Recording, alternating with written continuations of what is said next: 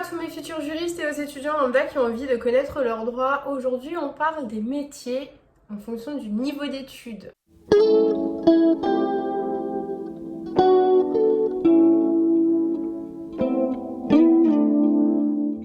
Et j'ai une mauvaise mine, alors attendez, je reviens.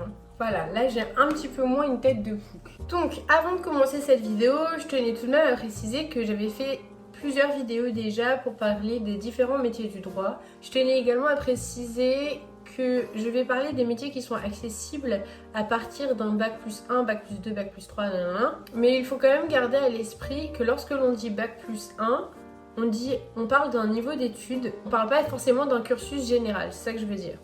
En France, vous avez différentes possibilités, et ça j'en ai également déjà parlé en droit. Vous n'avez pas uniquement la faculté, vous avez des licences professionnelles, vous avez des DUT revalorisants, BUT cette année, vous avez des BTS, vous avez des capacités, vous avez des prépas de droit, enfin vous avez pas mal de choses. Je parle de métiers qui sont possibles ou rendus possibles à partir d'un niveau d'études et non pas à partir d'une formation spécifique. Quand je dis bac plus 1, je dis pas que c'est un métier qui est nécessairement accessible aux étudiants de licence 1. C'est potentiellement un métier qui est davantage accessible à une personne qui a fait une licence professionnelle. Une fois, quand je dis bac plus 2, on parle d'un niveau d'études, mais il faut savoir que certains métiers sont accessible à partir de bac plus 2, mais pas si vous faites une licence générale. Pourquoi je reviens sur ce point-là? Parce que beaucoup d'étudiants ne savent pas forcément quoi faire lorsqu'ils viennent à la fac de droit. Donc ils viennent à l'université de droit pour faire une licence générale, mais il faut savoir que la licence générale c'est très théorique. Vous apprenez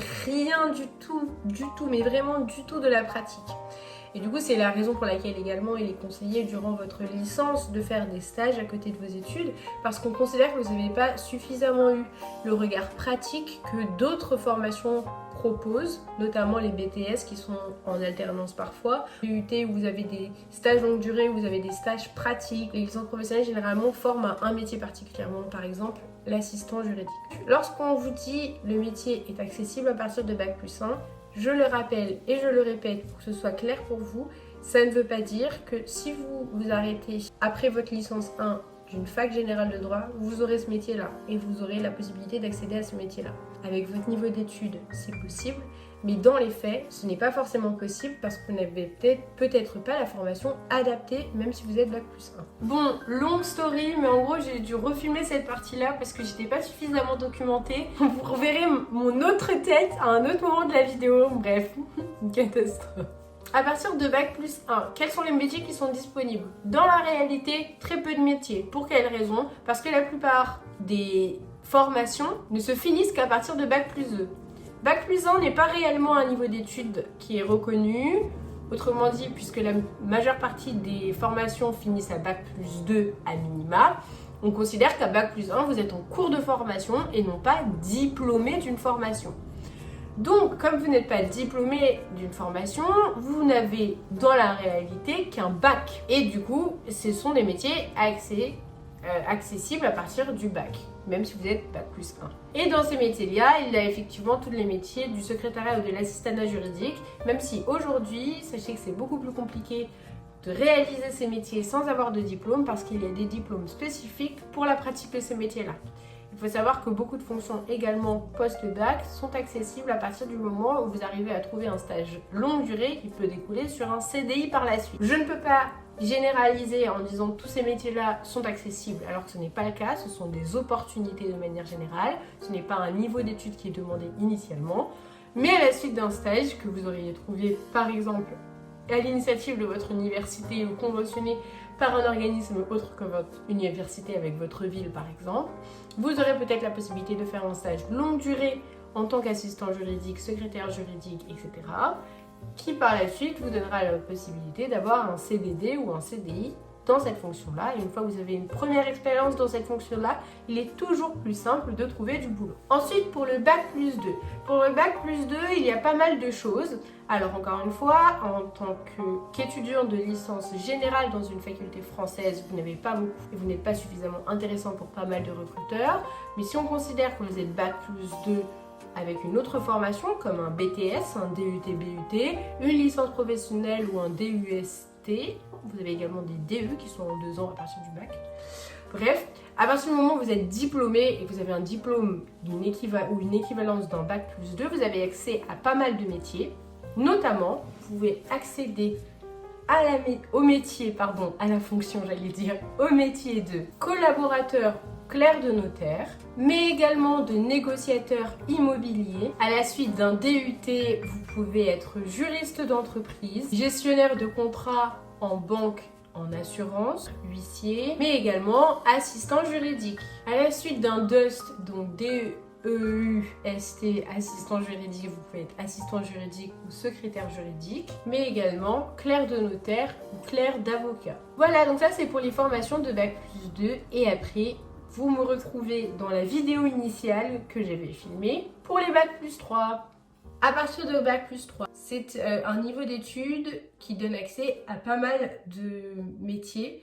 Vous avez accès au métier de collaborateur de notaire, également accès au métier de la police pour être lieutenant de police ou pour être également commissaire-priseur par exemple. Pour être commissaire-priseur, il faut une double licence, droit et histoire de l'art, mais dans la théorie, en fait, vous êtes uniquement bac+3, vous avez juste une double licence. Ensuite, vous avez également accès à des métiers de l'administration publique. Vous avez le concours d'attaché territorial, donc fonction publique territoriale, c'est un concours de catégorie A.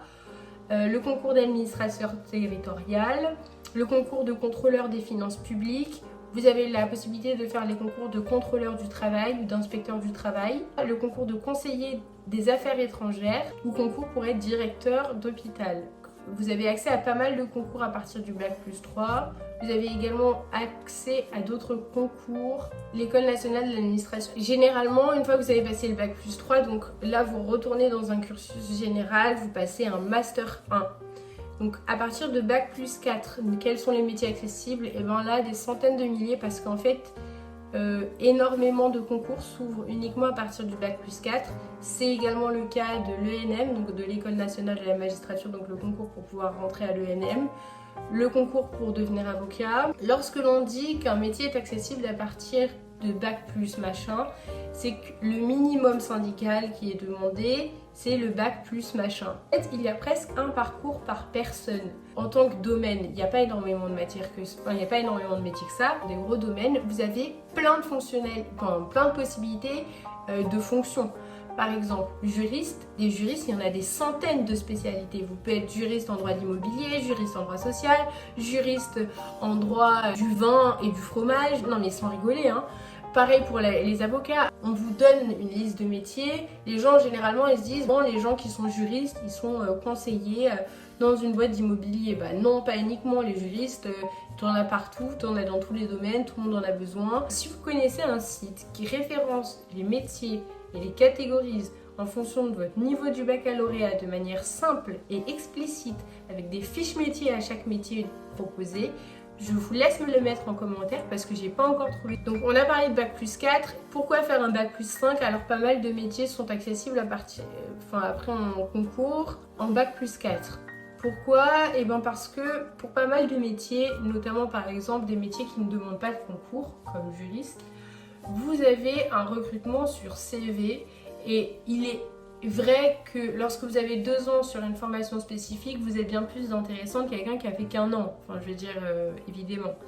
En plus de surcroît, généralement les Master 2 sont soit des Master 2 de recherche, soit des Master 2 de pratique. En gros, quand vous faites un Master 2 de pratique, généralement la moitié presque, de 1/4 à 1/2 de votre année et du stage ou de l'alternance. Vous avez effectivement eu beaucoup plus de pratique qu'un Master 1. En général, les Master 2 sont beaucoup plus ouverts, surtout ceux en pratique, pour une alternance, pour travailler en entreprise ou pour vous insérer directement en entreprise. Et du coup, beaucoup d'entreprises recrutent à partir de ça, qui prennent un étudiant donc en alternance en 5e année et à la suite de quoi en découle un CDI. Aussi beaucoup de métiers comme l'avocature qui sont accessibles à partir d'un bac+4. Les étudiants passent le concours pour être avocat à partir du bac+4 parce que le stage obligatoire de la formation d'avocat peut être rattaché à un stage que vous avez choisi pour votre master. Aussi, il ne faut pas non plus oublier que plus vous avez des années d'études, plus vous pouvez prétendre à une grille salariale haute. On va mettre un pourcentage de 0,1% qui réussit à avoir 10 000 € par mois en sortant d'un bac plus 5.